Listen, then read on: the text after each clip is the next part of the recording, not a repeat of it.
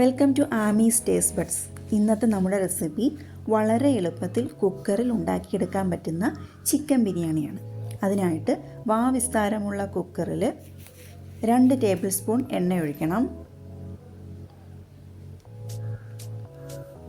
4 table spoon നെയ്യ് കൂടി ചേർക്കാം. ചൂടായി വന്നിട്ടുണ്ട്. അതിലേക്ക് നമുക്ക് മസാല ചേർക്കാം. ഗ്രാമ്പൂ, തക്കോലം, കറുവാപ്പട്ട, ഏലക്ക, ഇതാണ് ഞാനിവിടെ എടുത്തിരിക്കുന്നത്. ഇത് മൂത്തിട്ടുണ്ട്. അതിലേക്ക് നമുക്ക് സവാള അരിഞ്ഞത് ചേർക്കാം. കനം കുറച്ച് നീളത്തിൽ അരിഞ്ഞെടുക്കണം. 4 സവാളയാണ് ഞാൻ എടുത്തിരിക്കുന്നത്. ഒന്ന് വഴറ്റാം. നല്ലോണം ഒന്ന് വഴലണ്ട. ചെറുതായൊന്ന് ചൂടായി വരുമ്പോൾ നമുക്ക് ഇഞ്ചി, വെളുത്തുള്ളി ചതച്ചത് ചേർത്ത് കൊടുക്കാം. ഒന്ന് വഴന്നിട്ടുണ്ട്.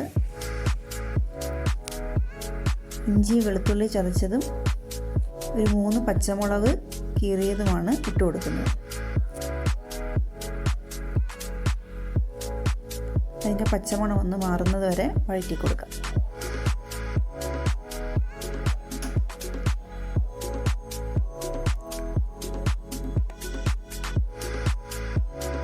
പച്ചമുളക് ഒന്ന് മാറിയിട്ടുണ്ട്. നമുക്ക് തക്കാളി അരിഞ്ഞത് ചേർത്ത് കൊടുക്കാം.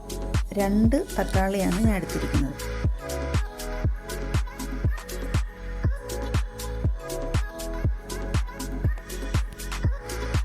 നന്നായിട്ടൊന്ന് വഴറ്റാം.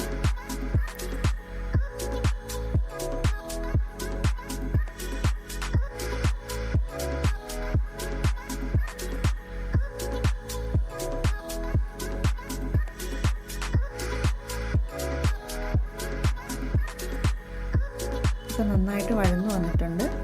അതിലേക്ക് നമുക്ക് പുതിനയും മല്ലിയില കൂടി ചേർത്ത് കൊടുക്കാം.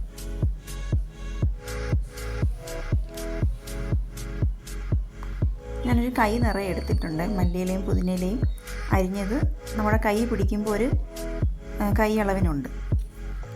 അതൊന്ന് മിക്സ് ചെയ്തതിന് ശേഷം 2 ടേബിൾ സ്പൂൺ മുളക് പൊടി, ഞാൻ കാശ്മീരിയും സാദായും കൂടി മിക്സ് ചെയ്താണ് എടുത്തേക്കുന്നത്. 2 ടേബിൾ സ്പൂൺ മല്ലിപ്പൊടി, 1/2 ടീസ്പൂൺ കുരുമുളക് പൊടി, 1/2 ടീസ്പൂൺ മഞ്ഞൾപ്പൊടി, 1 ടീസ്പൂൺ ഗരം മസാല, പിന്നെ പെരിഞ്ജീരകപ്പൊടിയും കൂടാണ് ചേർത്തിരിക്കുന്നത്. അതിൻ്റെ പച്ചമണം മാറുന്നത് പോലെ ഒന്ന് വഴറ്റി കൊടുക്കണം. ഇനി നമുക്ക് ചിക്കൻ ഇട്ട് കൊടുക്കാം. അരിയേക്കാൾ കൂടുതൽ ചിക്കൻ എടുക്കണം. അതിലേക്കൊരു 4 ടേബിൾ സ്പൂൺ തൈര്, പുളിയില്ലാത്ത തൈരാണ് ഒഴിക്കേണ്ടത്. 1 ടേബിൾ സ്പൂൺ നാരങ്ങാനീര്. ഇനി നന്നായിട്ടൊന്ന് മിക്സ് ചെയ്ത് കൊടുക്കാം.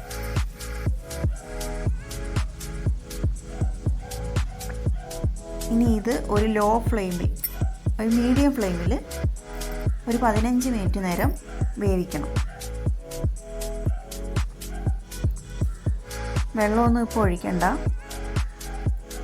അടച്ചു വെച്ച് ഒരു 15 മിനിറ്റ് നേരം വേവിക്കാം.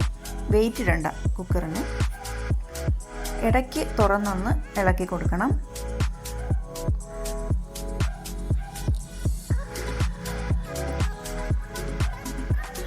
ഇതിപ്പോൾ ഒരു ഹാഫ് കുക്കായിട്ടുണ്ട്. ഇനി ഇതിലേക്ക് നമുക്ക് അരി ഇടാം. ഞാനിവിടെ ഒരു 3 ഗ്ലാസ് അരിയാണ് ഇട്ടേക്കുന്നത്. 1 ഗ്ലാസ് അരിക്ക് 1.25 വെള്ളം അളവിൽ നമ്മൾ വെള്ളം കൂടി ഒഴിക്കണം. ചൂടുവെള്ളം ഒഴിച്ചാൽ മതി. ഇനി ആവശ്യത്തിന് ഉപ്പ് കൂടി ചേർത്ത് കൊടുക്കുക. ഉപ്പ് കുറച്ച് മുന്നിട്ട് നിൽക്കണം. എന്നാലേ നമുക്ക് ചോറ് വേവുമ്പോൾ ആവശ്യത്തിന് ഉപ്പുണ്ടാവുകയുള്ളൂ. ഇനി അടച്ച് വെച്ച് വേവിക്കണം. ഇപ്പോൾ എന്താ, ചോറ് വെന്തിട്ടുണ്ട്. കുഴഞ്ഞൊന്നും പോയിട്ടില്ല. കറക്റ്റ് പരുവത്തിന് വെന്ത് വന്നിട്ടുണ്ട്. വീഡിയോ ഇഷ്ടമായാൽ ലൈക്ക് ചെയ്യണം, സബ്സ്ക്രൈബ് ചെയ്യണം. Okay, thank you.